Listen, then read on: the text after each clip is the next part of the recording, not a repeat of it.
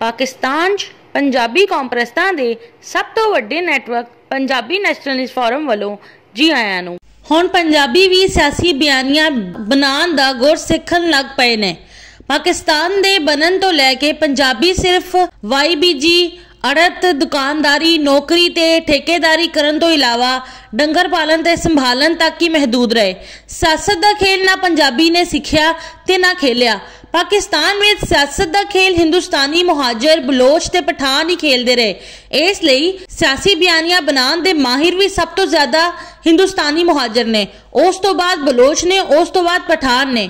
सियासी बयानियां बनाने दे माहिर होने दे करके राज भी हिंदुस्तानी मुहाजिर बलोच ते पठान ही करते रहे ने ते हुण भी कर रहे ने।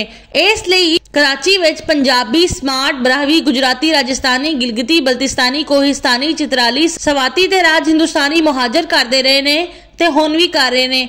सिंध विच स्मार्ट ते राज हिंदुस्तानी मुहाजिर ते बलोच करते रहे ने ते हुण भी कर रहे ने। बलोच विच ब्राहवी ते राज बलोच करते रहे ने ते हुण भी कर रहे ने। जनूबी पंजाब विच डेरा वाली पंजाबी मुल्तानी पंजाबी रियासी पंजाबी ते राज बलोच करते रहे ने ते हुण भी कर रहे ने। खैबर पख्तूनख्वा विच हिंदकू पंजाबी डेरा वाली पंजाबी कोहिस्तानी चित्राली सवाती ते राज पठान करते रहे ने ते हुण भी कर रहे ने।